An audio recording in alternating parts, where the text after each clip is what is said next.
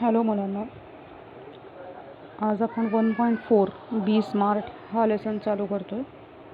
Actually सकाळी मी record करून पाठवला होता, पण काहीतरी त्याच्यामध्ये साऊंडचा प्रॉब्लेम होता. हेडफोन पुन्हा आता रेकॉर्ड करून पाठवते. काल 21 पानापर्यंत आपलं सगळं झालेलं होतं. या लेसनच्या सुरुवातीचं जे फर्स्ट पेज आहे ते झालं होतं. आता लेसन ॲक्च्युली आपण बघतो आहे आत्ता काय सांगितलं लेसनमध्ये. लेसन सुरू करण्याच्या आधी मला तुमचं सगळ्यांचं कौतुक करावं असं वाटतं, कारण आपण एकमेकांना भेटत नाही आहोत. जेव्हा क्लास चालू असतो रेग्युलर, त्यावेळेला तुम्ही मॅडम बघणार आहेत होमवर्क अशी एक भीती असते मनामध्ये. त्यावेळेला तुम्ही करता, ते मात्र कौतुक असतंच, जरी मी दाखवून देत नसले तरी. पण आत्ता जास्त कौतुक वाटतं, कारण भेटत नाही आहोत समोर आपण. तुमच्यावरती तसं बघायला गेलं तर काही प्रेशर फिजिकली मी देऊ शकत नाही. कुठली पनिश करणं, शिक्षा देणं, क्लासच्या बाहेर काढणं, फटके मारणं असं मी काही करू शकत नाही. तरीसुद्धा तुम्ही डिसिप्लिन ठेवून स्वतःवरती स्वतःला शिस्त घालून घेतली आहे. त्याप्रमाणे सांगितलेलं काम रोजच्या रोज सगळेजण करताय. खूप कौतुकाची गोष्ट आहे. आणि तुम्ही जर अशीच मला साथ दिलीत, सांगितलेलं काम सगळं प्रॉपर व्यवस्थित फॉलो केलं, तर तुम्हाला 90%च्या पुढं न्यायला मला खूप आनंद होईल. म्हणजे मला खूप हेल्प मिळेल तुमची. मला ॲक्च्युली वर्गातल्या आपल्या क्लासमधल्या प्रत्येकालाच 90%च्या पुढं न्यायचं आहे, पण हे ऑब्व्हियसली तुमच्या रिस्पॉन्सवरती अवलंबून आहे. ओके, तर आपण लेसन स्टार्ट करतो आहे. बघा, या लेसनमधून तुम्हाला अजून थोडीशी एक गाईडलाईन मिळेल की तुम्हाला जर आता सगळ्यांचं सध्या आपलं ध्येय हेच आहे, तुमचं आणि माझं, की तुम्हाला 90च्या अबोव जायचं आहे 10th. तर हे एक ध्येय समोर ठेवून आपण हा लेसन बघितला तरी चालेल. म्हणजे तुम्हाला एक टार्गेट समोर असेल तर कुठल्या पद्धतीनं मार्गक्रमण करून तुम्ही स्मार्ट वर्क करून तुमचं ध्येय गाठू शकता. बघा काय दिले, champions are made in gyms, are not made in gyms. Aren't म्हटलं. चॅम्पियन्स म्हणजे कोण? कुशल माणसं. जी कुशल माणसं असतात, स्किल्ड माणसं एखाद्या गोष्टीमध्ये, तर ती जिममध्ये तयार होत नाहीत. Champions are made from something they have deep inside them. Champions हे त्यावेळेला तयार होतात ज्यावेळेला त्यांच्या आतमध्ये, त्यांच्या मनामध्ये काहीतरी खोल रुजलेलं असतं. खोलवरती काय रुजलेलं असलं पाहिजे? डिझायर म्हणजे स्ट्रॉंग इच्छाशक्ती. एक जबरदस्त इच्छाशक्ती पाहिजे की मला माझ्या आयुष्यात ह्या गोष्टी मिळवायच्या आहेत. एक स्वप्न पाहिजे, ड्रीम पाहिजे, आणि एक व्हिजन पाहिजे, म्हणजे दृष्टी पाहिजे. आता आपण जे टार्गेट समोर ठेवलेलं आहे ते टार्गेट हे आपली इच्छाशक्ती आहे की मला 90%च्या वरती 10वीच्या बोर्डामध्ये मार्क मिळवायचे. तेच माझं स्वप्न आहे. मला मिळवायचे आहेत हे मार्क. आणि व्हिजन आहे म्हणजे काय? एक डोळ्यासमोर ती गोष्ट आणायची ज्यावेळेला तुम्ही 90%च्या वर आहात आणि जे तुम्हाला हवं होतं ते तुम्ही अचीव केलं आहे. सगळे लोक तुमचं कौतुकाचा वर्षाव करतात तुमच्यावर. ठीक आहे, त्याला व्हिजन म्हणतो आपण. दृष्टी, जे तुम्हाला हवं आहे ते तुम्ही मिळवलं आहे, त्या पदाला तुम्ही पोचलेले आहात. त्यावेळेला तुमचं समाजात स्थान कसं असेल, तुमच्या कुटुंबात स्थान कसं असेल, हे जेव्हा तुम्ही बघाल तुमच्या नजरेनं, आत्ता काल्पनिक विचार करून, त्याला व्हिजन असं म्हणतात. They have to have skill and will. चॅम्पियन्सकडं फक्त स्किलच असून चालत नाही, तर त्यांच्याकडे विलसुद्धा असावं लागतं. विल म्हणजे काय? इच्छाच. पुन्हा नुसती स्किल आहे. एखाद्या व्यक्तीकडं अभ्यास लक्षात राहतो, खूप चांगलं स्किल आहे त्याच्याकडं, की एकदा वाचलं की एक पाठी म्हणतो आपण, एकदा वाचलं की लक्षात राहतं. तर नुसतं स्किल असून उपयोग आहे जर त्याची इच्छाच नाही आहे मला एवढे मार्क मिळवायचे आहेत किंवा मला हे मिळवायचं आहे आयुष्यामध्ये, तर त्याची इच्छाच नसेल तर त्याची कौशल्यसुद्धा सगळी वाया जातात. म्हणजे चॅम्पियन्सकडं स्किलसुद्धा असावं लागतं आणि विलसुद्धा असावं लागतं. पण विल हे नेहमी स्किलपेक्षा स्ट्रॉंगर पाहिजे. इथं कंपॅरेटिव्ह डिग्री आहे. The will must be stronger than skill. दोघांमध्ये कंपॅरिझन आहे, विल आणि स्किलमध्ये, आणि स्ट्रॉंगर दॅन आलेलं आहे, म्हणजे हे कंपॅरेटिव्ह डिग्री यूज केली. Successful professionals thrive in the same manner. जे सक्सेसफुल व्यावसायिक आहेत, प्रोफेशनल्स म्हणजे व्यावसायिक, ते याच मार्गावरनं मार्गक्रमण करतात. थ्राईव्ह म्हणजे प्रॉस्पर, श्रीमंत होतात. याच मार्गाने जातात आणि श्रीमंत होतात. म्हणजे स्किल्स तर त्यांच्या आहेत, नसलेले स्किल्स पण ते डेव्हलप करतात. आणि डेव्हलप का करतील? कारण त्यांची इच्छा असते की मला हे मिळवायचं आहे, म्हणून तर ते स्किल्स डेव्हलप करतात. We all have natural talents. आपल्या प्रत्येकाकडे नैसर्गिक टॅलेंट्स आहेत, नैसर्गिक प्रतिभा आहे, बौद्धिक प्रतिभा आहे. If we use that talent to set our goal in life we can easily get success in life. जर आपण आपलं टॅलेंट हे आपल्या आयुष्यातलं ध्येय ठरवण्यासाठी वापरलं तर आपण इझिली आपल्या लाईफमध्ये यश मिळवू शकतो. We shall not achieve our goals if we do not take action to achieve them. जर आपण ॲक्शनच घेतली नाही आपल्या काही स्वप्न पूर्ण करण्यासाठी तर आपण आपले गोल्स अचीव करू शकत नाही. गोल्स म्हणजे ध्येय. फक्त गोल्स सेट करणं महत्त्वाचं नाही आहे, तर ते सेट केलेले गोल्स मिळवण्यासाठी पावलं टाकणं हे पण महत्त्वाचं आहे. Setting goals has 2 valuable assets.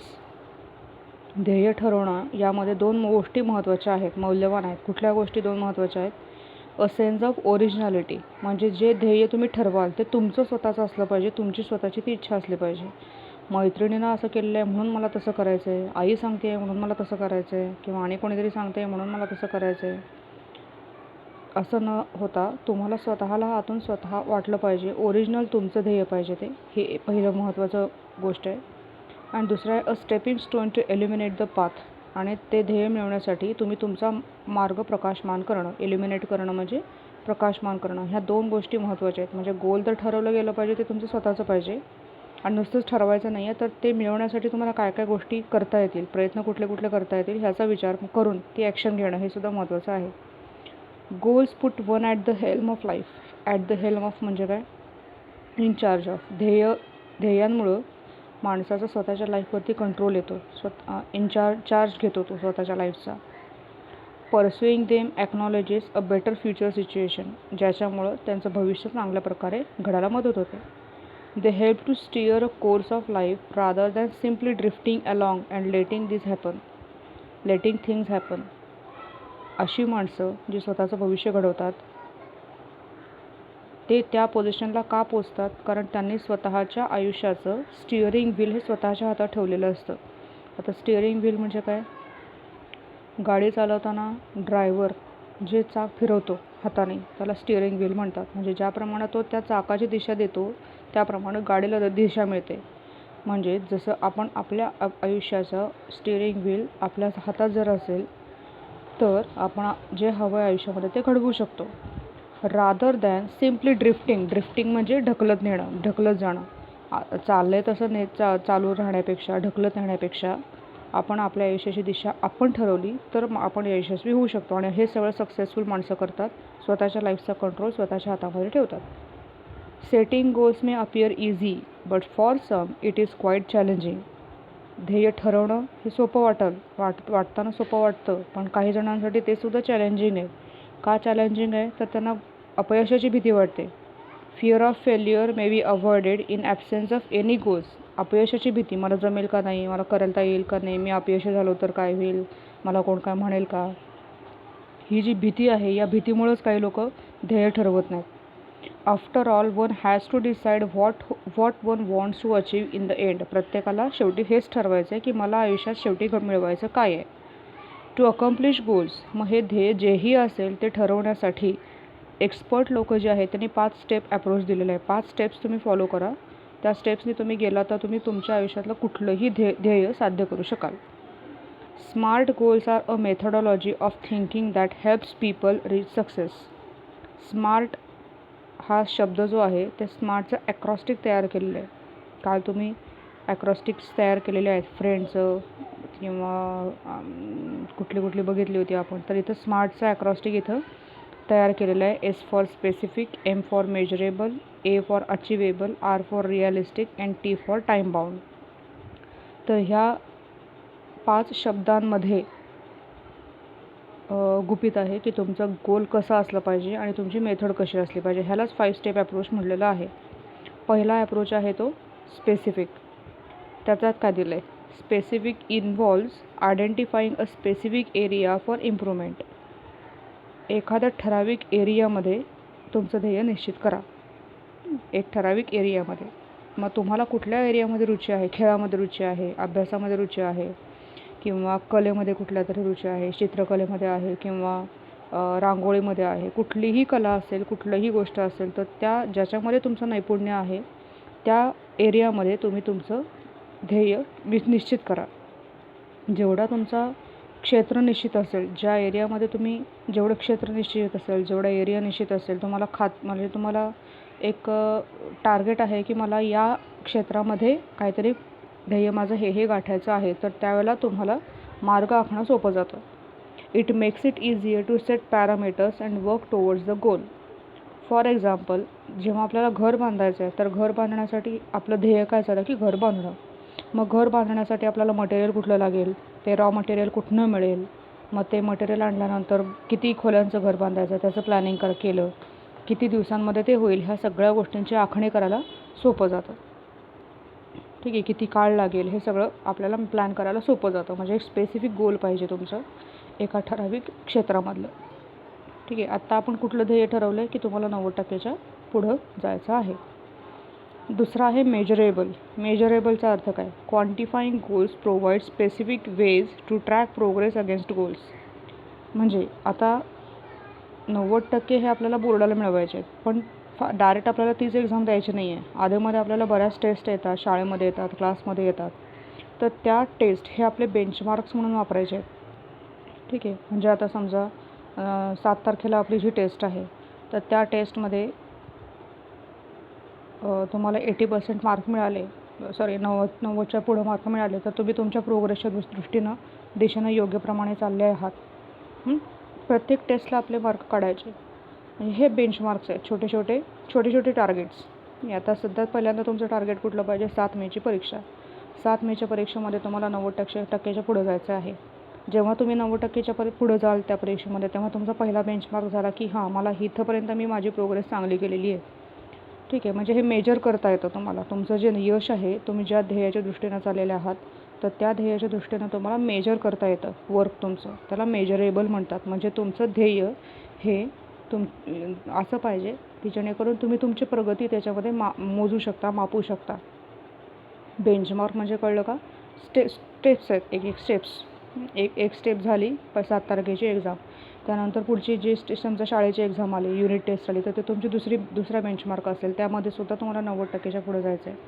अशा प्रकारे बेंचमार्क्स आखले आणि त्याप्रमाणे आपण आपलं प्रोग्रेस ट्रॅक करत गेलो की फायनल आपल्या 100% 90%च्या पुढे तुम्ही जाणारच. ठीक आहे.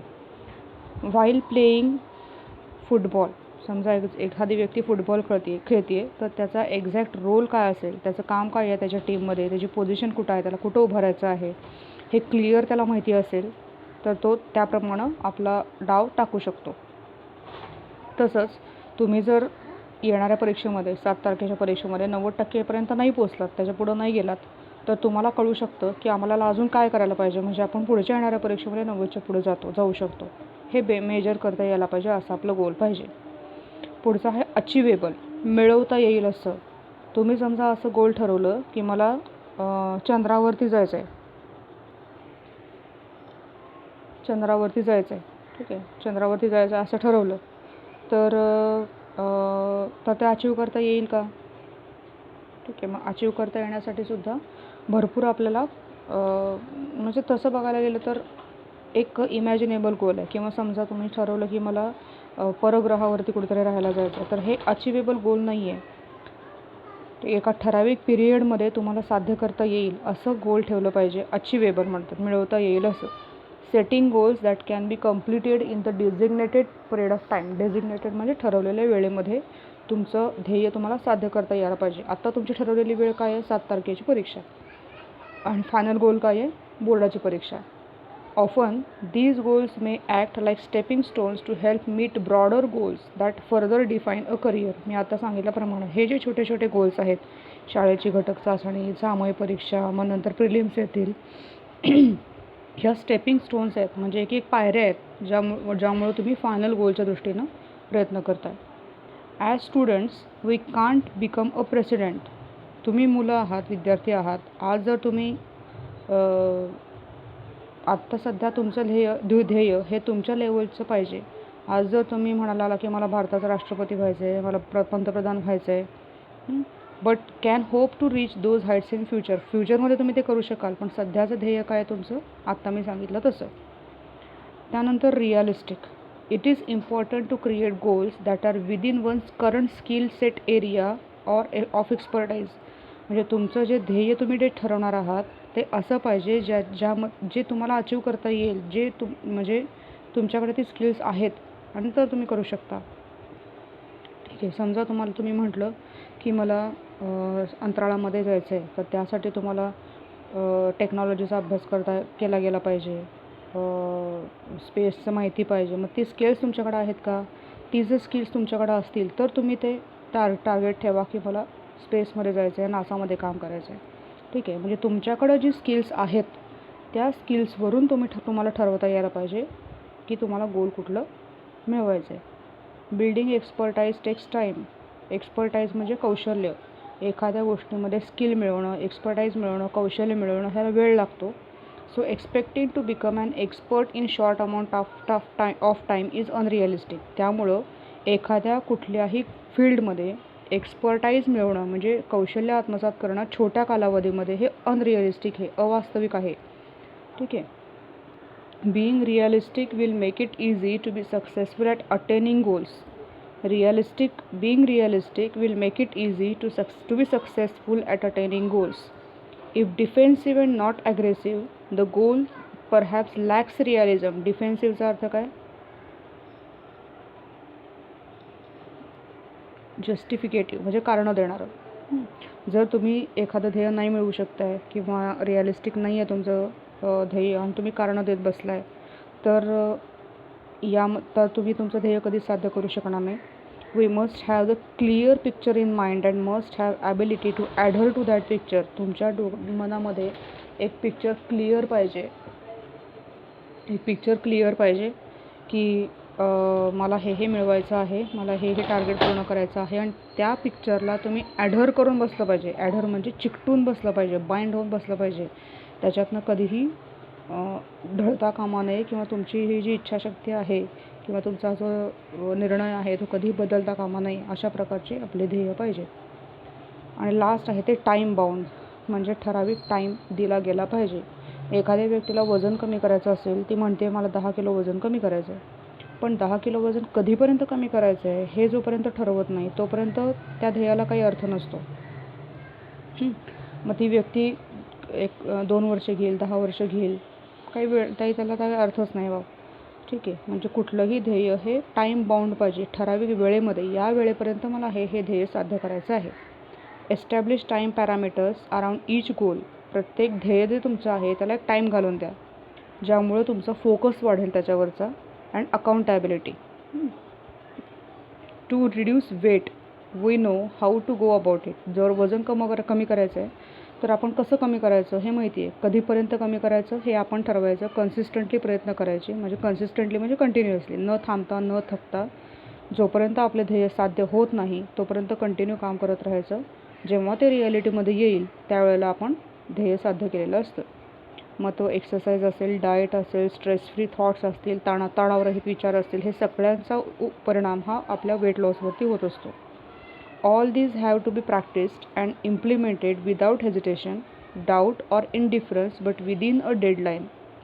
हे सगळं करताना म्हणजे एखाद्यानं वजन कमी करायचं ठरवलं, त्यानं डाएट केलं पाहिजे, एक्सरसाइज केलं पाहिजे, तणावरहित विचार ठेवले पाहिजेत, पण हे सगळं कुठल्याही प्रकारची शंका मनात न ठेवता आणि एका ठराविक वेळेच्या आधी आपल्याला पूर्ण करायचं आहे असा विचार करून ते केलं पाहिजे. जर तुम्ही शंका मनात ठेवली की मला कसं पडतील 90% वरती, मी ते योग्यतेचंच नाही आहे वगैरे, असा जर डाऊट तुमच्या मनामध्ये आला तर ते शक्यच नाही तुम्हाला 90% वर मिळणं. तुमच्या मनामध्ये पॉझिटिव्ह थिंकिंग जोपर्यंत तयार नाही होत तोपर्यंत तुम्ही 90% वर जाऊ शकत नाही. त्यासाठी तुम्हाला पॉझिटिव्ह थिंकिंगचे व्हिडिओज ऐकले पाहिजेत. त्यासाठी त्याच्या प्रकारचे बुक्स वाचले पाहिजेत. जर काही अडचण असेल तर मला विचारा, कुठल्या बुक्स वाचले पाहिजेत, कुठले व्हिडिओज ऐकले पाहिजेत हे मी तुम्हाला सांगेन. Visions, wishes, intentions and dreams are all valuable. Vision महत्त्वाचं आहे म्हणजे दूरदृष्टी. आपल्याला भविष्यात जे मिळवायचं आहे तसे आपण बनलेलो आहोत असा विचार आत्तापासूनच करायचा की मला 90% मिळालेले आहेत. ठीक आहे, मिळालेले आहेत असा विचार आत्ताचपासून केला की त्या स्टेजला जेव्हा आपण असू खरोखर त्यावेळेला आपल्याला ज्या काही गोष्टी अनुभवायला मिळतील त्याचा आनंद जेव्हा तुम्हाला तो असा आनंद मला मिळेल जर मी 90%च्या पुढे गेलो तर, हे जेव्हा तुम्हाला जाणवेल त्यावेळेला तुम्ही पक्क ठरवाल की हां बाबा, मला जर हे सगळं मिळवायचं असेल तर मला आत्तापासून प्रयत्न केले पाहिजेत. विश पाहिजे, इच्छा पाहिजे, इंटेन्शन म्हणजे हेतुत्वच पाहिजे आणि स्वप्न पाहिजेत. हे चारही गोष्टी व्हॅल्युएबल आहेत एखादं ध्येय ठरवण्यासाठी. They spark of imagination and encourage us to define where we want to reach. ह्या ज्या 4 गोष्टी आहेत, vision, wishes, intentions and dreams, ह्या गोष्टी आपल्या इमॅजिनेशनला, आपल्या काल्पनिकतेला जोर देतात आणि आपल्याला प्रेरणा देतात आपल्याला आपलं ध्येय साध्य करण्यासाठी. In order to get there however we need to bring life images. आपल्याला तिथंपर्यंत पोचण्यासाठी काही काल्पनिक चित्र, काही काल्पनिक प्रसंग आपल्यासमोर आणावे लागतील जे चांगले असतील, पॉझिटिव्ह असतील.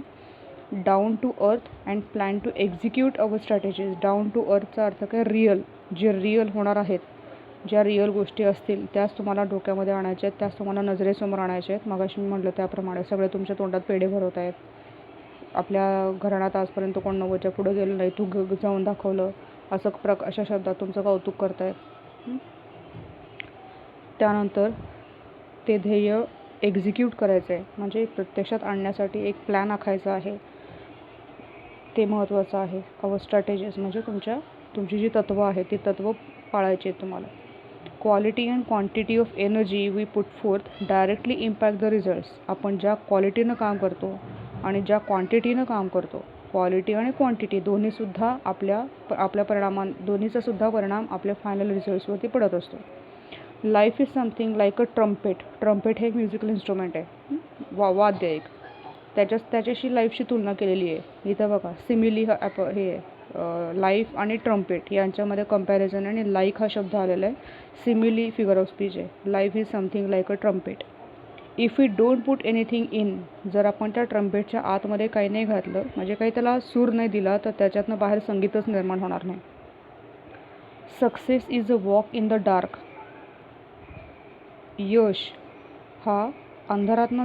यश हे कधी मिळेल, जेव्हा तुम्ही अंधारातनं जाल. म्हणजेच काय, खाचखळग्यातनं जाल, अडचणींचा सामना कराल, त्याच वेळेला सक्सेस मिळेल, त्याच वेळेला यश मिळेल. Finding the right footing. योग्य मार्ग निवडाल. Precisely mastering the skills. योग्य प्रकारे तुमच्या कौशल्यांवरती मात कराल, म्हणजे कौशल्य मिळवाल. And getting to the next place. पुढच्या पायरीवरती जाल, म्हणजे पुढच्या एक स्टेप्स टाकत जाल, बेंचमार्क एक तुम्ही कवर करत जाल. All depend on how we approach and tackle the problem. हे सगळं डिपेंड कशावरती आहे की आपल्या या मार्गामध्ये ज्या काही अडचणी आपल्याला येणार आहेत त्या सगळ्यांवरती टॅकल करणं, त्या सगळ्यांवरती ओव्हरकम करणं, ह्या सगळ्यावरती ठरतं की तुमचं सक्सेस कसा असेल. The best way to get from where we are. आत्ता आपण जिथं आहोत तिथून आपण जसे व्हायला हवे आहोत असं आपल्याला वाटतं तिथंपर्यंत जाण्याचा मार्ग हा स्टेप वाईज करायचा आहे. ठीक आहे. आत्ता आपण ॲव्हरेज आहोत, बरोबर आहे, पण इथून आपल्याला पुढं जायचं आहे, हुशार बनायचं आहे, एका लेवलच्या पुढं आपल्याला जायचं आहे. तर हा जो मधला मार्ग आहे, हा मार्ग एका स्टेप वाईज करायचा आहे. मोठं टार्गेट डोळ्यासमोर ठेवून करायचं नाही आहे. When we take the next step it should support and hold us without a crack. जेव्हा आपण पुढची स्टेप घेऊ त्यावेळेला कुठल्याही प्रकारची भीती मनात न ठेवता, कुठल्याही प्रकारची शंका मनात न ठेवता आपल्याला सपोर्ट देऊन आपल्याला पुढं ही पायरी पुढच्या एक पायऱ्या गाठत जायचं आहे. ठीक आहे. आता ह्या लेसनचे साईडचे क्वेश्चनचे अर्थ मी सांगते. लेसन एकदा वाचून घ्यायचा प्रॉपर. साईडच्या क्वेश्चनचे अर्थ सांगते, ते सॉल्व करायचे आहेत. पहिला प्रश्न बघा. Why do some people find setting goals a challenge. काही माणसांना गोल्स सेट करणं हे मोठं चॅलेंज का वाटतं. दुसरा प्रश्न आहे, how does quantifying goals help us. Goals quantify करणं हे आपल्याला मदत कसं करतं. ठीक आहे. तिसरा प्रश्न आहे, what factor is unreal while setting goals. कुठला फॅक्टर हा अवास्तविक आहे गोल्स सेट करताना, कोणता फॅक्टर अवास्तविक आहे. पुढचा आहे, to what are efforts toward success compared. Success मिळवण्यासाठी जे एफर्ट्स लागतात ते कुणाबरोबर कम्पेअर केलेले आहेत आणि तसे का केलेले आहेत. यातल्या कुठल्या प्रश्नाचं उत्तर जर नाही मिळालं तर मला विचारायचं आहे, मेसेज करा, मी उत्तर सांगते. डायजेस्टमधनं कोणीही कॉपी करायचं नाही. हे प्रश्नांची उत्तरं लिहून वर्कशॉपकडे जायचं आहे. वर्कशॉपमधला पहिला प्रश्न दिला आहे, complete the following web with the words associated with text and given title. प्रश्न पहिला पूर्ण करायचा आहे. त्यानंतर pick out examples from the text that support each of the facts. हे जे फॅक्ट दिलेत, गोल शुड बी अचिवेबल, हे सांगण्यासाठी एक्झाम्पल कुठलं दिलेलं आहे पुस्तकात, उदाहरण कुठलं दिलेलं आहे ते शोधून लिहायचं आहे. A time limit should be set to achieve goals. एखादं ध्येय ठेवण्यासाठी टाईम लिमिट आपल्याला घातलं गेलं पाहिजे. हे कुठल्या उदाहरणाद्वारे दिले. A specific field or area has to be fix to achieve goals. यासाठी कुठलं उदाहरण दिलेलं आहे. Good results depend upon the quality and quantity of work put in.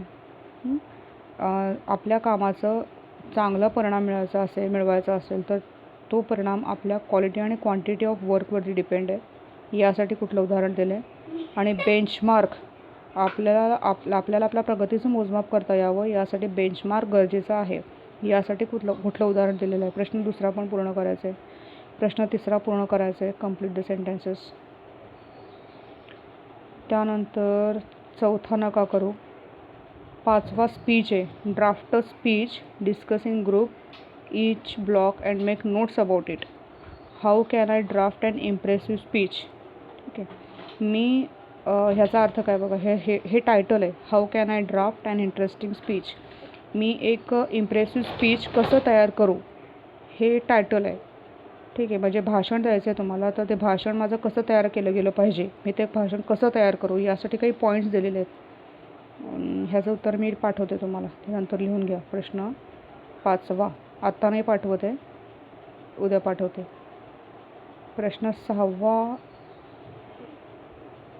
सहाव्यातलं C आहे, युजफुल फ्रेजेस अँड व्होकॅब्युलरी.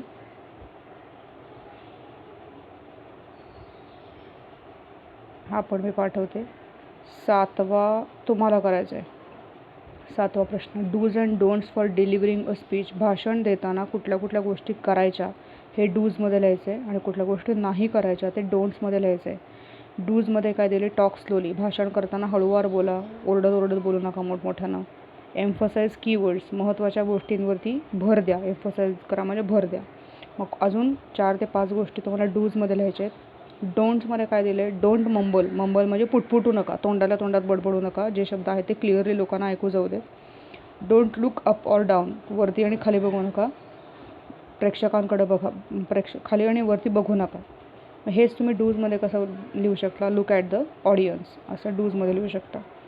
मग डूजमध्ये एक्स्ट्रा पॉईंट्स घ्यायचे 5, डोंट्समध्ये extra points 5 लिहायचे. इथंपर्यंत करा. राहिलेलं प्रश्न मी कुठले देणार आहे तुम्हाला. प्रश्न 5व्याचं उत्तर देणार आहे, 6C देणार आहे. त्यानंतर 8वा प्रश्न आहे, you are going to participate in interschool elocution competition. इलोक्युशनचा अर्थ आहे वक्तृत्व स्पर्धा, आंतरशालेय वक्तृत्व स्पर्धा आहे.